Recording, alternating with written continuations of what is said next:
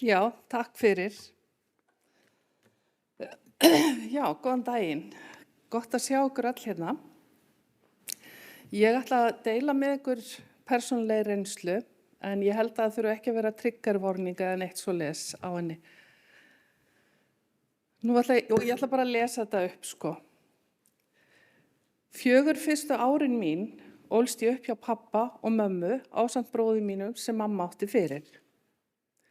Pabbi minn var múrarameistari og búfræðingur að mennt. Hann var handlaginn og hafði unun af að teikna og föndra. Allir í stórfjölskyldunni töluðu hvað pabbi væri einstaklega barngóður. Börn hópuðust oft í kringum hann því hann var alltaf til í að syngja og tralla með þeim. Mínar fyrstu minningar af pappa eru góðar og notalegar. Ég man eftir að finna fyrir djúpu öryggi og fullkomnu trausti í fanginu á honum. Hann sýndi mér mikla ást og hlýju. Það var svo gott að setja litlu höndina mína inn í hans og finna hlýjuna í snertingunni. Svo skildu mamma og pabbi, þá var mamma orðin ófríska systur minni. Eftir skilnaðinn kom pabbi í heimsókn þegar hann var í bænum. Annars bjó hann mikið út á landi. Hann færði okkur systkinunum oft og iðulega eitthvað góðgæti. Stundum eldaði hann kjötsúpu og naut þess að vera með okkur þegar mamma var að vinna og stjúpi minn á sjó. Á haustin færði hann okkur stóran kassa af aðalbláberjum sem hann týndi sjálfur handa okkur. Fyrir jólin kom hann með hangikjöt sem hann reykti sjálfur. Ein jólin smíðaði hann handa okkur litla kirkju úr frauðplasti og notaði hann eldspýtu til að setja hana saman. Svo setti hann rauðan glanspappír í gluggana og ljós inn í. Við áttum þessa kirkju í mörg ár og ég man hvað ég dáðist að henni á hverjum jólum. Framan af var alltaf viss tilhlökkun í mér þegar von var á pappa í heimsókn. Mamma og pappi virtust vera góði vinir og mamma treysti honum. Einn daginn fékk pappi að gista heima hjá okkur. Þá var ég orðin 8-9 ára gömul. Þessa nótt gerðist eitthvað mjög undarlegt. Ég var sofandi og vakna við að hann að draga niður mig nærbuxurnar og síðan snerti hann á mig kynfærin og hvíslaði leið í eyrað á mér, finndu hvað þetta gott. Morguninn ég ekki viss að þetta hafi gerst í raun og veru. Mér líður mjög undarlega og reyna að forðast hann. Líklega var þetta bara draumur, já mjög undarlegur draumur. Einhvern veginn varð ég að ákveða að þetta væri draumur til að lífið gæti haldið áfram. En eftir þetta atvik var ég alltaf á varðbergi ef hann kom í heimsókn, reyndi samt að vera eðlileg. Svo liðu árin. Helgina eftir að ég fermdist var pabbi að vinna í múrverki í nýbyggingu rétt hjá skólanum mínum. Ég ákvað að koma við hjá honum og heilsa upp á hann því ég var eitthvað svo glöð yfir plötuspilarann sem ég fékk frá honum í fermingargjöf.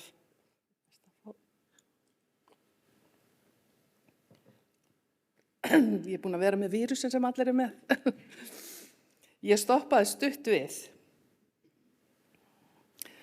Þegar ég ætla svo að knúsa hann bless, tekur hann skyndilega utan mig og þristi mér upp að vegg og byrjar að tróða tunguna á sér upp í mig. Ég trylltist og fékk yfir mig einhvern ofurkraft og tókst að rífa mig úr fanginu á honum. Þar með vissi ég að fyrra atviki var ekki draumur. Ég var í miklu uppnámi á leiðinni heim og grét mikið en sagði engum frá þessu frekar en hinu atvikinu. Upp frá þessu varð ég meira kvíðin, var alltaf að fá magaverki og stríddi við sjálfseyðingarkvöt. Mér langaði ekki að lifa og fannst óþægilegt að verða kynþroska. Vildi á einhvern hátt losna þessar sterku og sársaukafullu tilfinningar sem höfðu blossað upp innra með mér.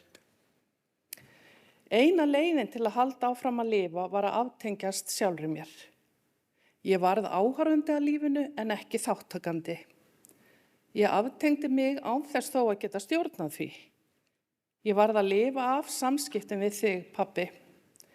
Og til þess að geta það bjó ég mér til draum sem ég geymdi í blöðru. Inn í blöðrunum var ég lítil stúlka full af öryggi með þér. og við tvö alltaf í sumri og sól undir heiðbláum himni. Á engi sem var þakið fallegum litríkum blómum sem ég hafði unun af að tína í vönd og færa þér. Og þú með blíðan svip og augum full af ást til mín, að fylgjast með litlu ljósari dóttur þinn í blómahafinu. Draumurinn í blöðrunni var ein leið fyrir mig til að geta elskað þig. En þegar ég var fullorðin þurfti ég á því að halda að skilja minn raunveruleika og staðsetja mig inn í hann.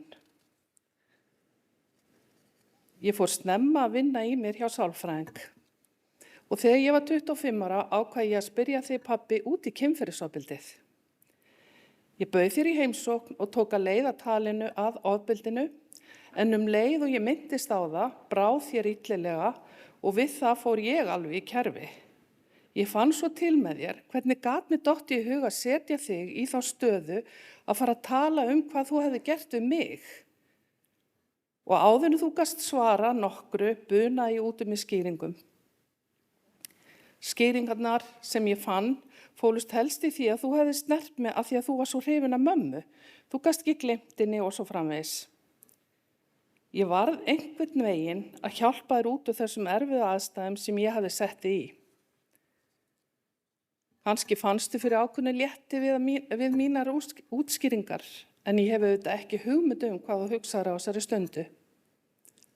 Eftir á var ég ekki sátt við sjálfa mig að gefa þér ekki tækifæri á að svara. Ég fann bara svo hrikalega til með þér. Svo liðu árin aftur.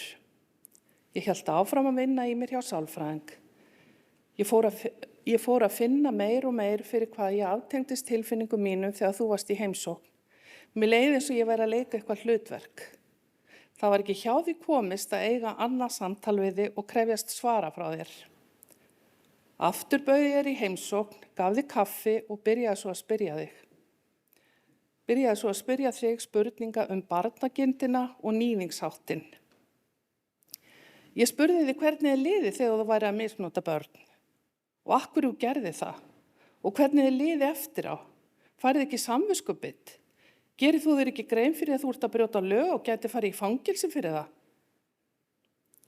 Ég gleymi því ekki hvað slagaðarnar á hálsinum á þér þöndust út og hvað svitin spratt fram á ennun á þér, hendurnar á þér skulfu, þú gast ekki hort í augun á mér. Spurningarnar hentu þér líklega fram á barm taugaáfalls, en á þessari stundu gat ég setið í sjálfur mér róleg og yfirveguð og beðið eftir svörum frá þér. Röddin í þér var skræk og þú þurftir að raskja þig nokkru sinnum á milli þess sem þú reyndir að koma orðunum út úr þér. Það kom í ljós að þú gerðir þér alveg grein fyrir að þú væri að gera eitthvað rangt og að þér liði alltaf illa í einhver tíma eftir að þú hafi beitt kynferðisofbeldi. Þú notaði samt ekki orðið kynferðisofbeldi heldur eftir að þú gerðir þetta. Þú sagðir að það tæki tíma fyrir þig að jafna þig eftir á, en svo yrði allt í lagi. Það sló mig verulega þegar þú svaraði svo snöggur upp á lagið eins og ég hefði móðgað þig þegar ég sagði þér að ég myndi aldrei treysta þér fyrir börnunum mínum og að syni mínum hafi oft langað fyrir sveitina til þín en að mér myndi aldrei detti í hug að leyfa honum það. Þú leist mjög ákveðin í augun á mér og sagðir, ég hef aldrei snert drengi. Mér var mjög brugðið við þessi orð, því að í þeim fólst svo mikil viðurkenning á ofbeldinu. Í lok samtalsins nefndirðu það að ef þú værir yngri myndirðu vilja leita til geðlæknis. Ég tók mig langan tíma að melta þetta samtal. Ég ákvað að senda þér bréf. Sæll pabbi, ég skrifa þér núna vegna þess að ég er í meðferð hjá sálfræðing. Í meðferðinni hef ég komist að þeirri niðurstöðu að ég vil ekki að þú sért að koma inn á mitt heimili. Í hvert skipti sem þú kemur líður mér eins og ég sé veik í marga daga eftir. Þess vegna þarf ég að fá ákveðna fjalla frá þér, fyrir utan það að ég treysti þér ekki fyrir börnunum mínu þegar þú ert í heimsókn og svo framvegis. Eftir bréfið liðu 8 ár án samskipta við þig. Þá hafði þú samband, vildi láta okkur vita að þú værir að fara í stóra hjartaaðgerð. Ég og systir mín mættum til þín og ég ákvað að fylgja þér og vera til staðar fyrir því gegnum aðgerðina. Eftir aðgerðina lifði þú í 3 daga. Ég var ein hjá þér þegar dauðinn tók þig mjög óvænt og skyndilega. Allt í einu lá líflaus líkami þinn í rúminu og síðasti andardrátturinn þinn lá eins og þungt ský í sjúkrastofunni. Ég var einmitt farin að hafa áhyggjur af því hvernig tengslin yrðu á milli okkar þegar þú væri búin að ná þér. En dauði þinn færði mér lausnina. Ég skoðaði mikið á þér hendurnar eftir lát þitt og fannst þær ennþá fallegar. Þegar koma útförinni þinni hittu við prestinn til að fara yfir minningaorðin. Mér fannst ekki annað hægt en að vera hreinskilin. Ég sagði prestinum að þú hafi verið barnaníðingur og ég hefði ekki hugmyndu hvernig ætti að jarða barnaníðing. Ég gat ekki að vera heiðarleg því það sat í mig samtali sem ég átti við móðurina sem hafði hringt til mín deginum áður. Hún var mjög reið og sagði mér að þú hefði eyðilagt dóttur hennar, að hún gæti ekki átt börn eftir langvarandi kynferðisofbeldi af þinni hendi. Ég skildi mjög vel reiði hennar, en sagði henni jafnframt að ég get ekki tekið ábyrgð á þínum gjörðum. Pabbi, það var nefnilega slóð á eftir þér. Í raunveruleikanum varst þú illa haldin af barnakind og nýttist á börnum. Þess vegna minnist ég þín sem barnaníðing á fyrstu ofbeldismannaráðstefnu á Íslandi á vegum Stígamóta. Það var smá erfitt að taka ákvörðun að tala þig og nota þig sem dæmi þann flókna veruleika sem brotaþola kynferðisofbeldis þurfa að kljást við, eftir að brotið á þeim af einhverju sem þeir treysta. En fyrir málstaðin það nauðsynlegt og pabbi eins og þú veist ég baráttukona og mun alltaf berjast fyrir betri heimi. Ég fann þetta ljóð eftir þig í dánabúinu og ætla að lesa það hér. Mér var brugðið þegar ég fann það því mér fann svo auðvelt að sjá barnagirndina speglast í því. Kannski vegna þess að ég veit. Nú ætla ég að lesa fyrir ykkur ljóð sem ég fann þess að í dánabúi föður míns. Og það heitir Uppruni ástar. Á grundinni við geymsluhúsið gerðist lítil saga. Þá glitraði tjaldskur á gula náttkjólinn. Þar þurfti lagleg stúlka sem lítilega laga.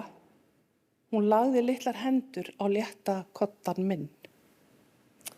Ég bauð henni í tjaldi mínu tafalaust að vera. Þá táradaggi hrundu á harða bóli mitt. Hún sagðist vera komin svo hún kynni raun að gera, en krakti þó með sirkisnælu saman náttfall sitt. Síðan hef ég skilið betur kringumstæður kvenna. Þar kunna stundu lítilega að eiga brösum í, en ekki þekki ég enn þann kann hér sköpum renna, en þó stundu gott að eiga tjald og vera í því. Og upp frá þeirri stundu á hugum minn þar heima, sem hjarta hennar tifar á lífsins öldu sjó, og þó ég hafi talist eiga konur fleiri en eina, þá engin byggði hjarta mínu betri helgi ró. Takk fyrir.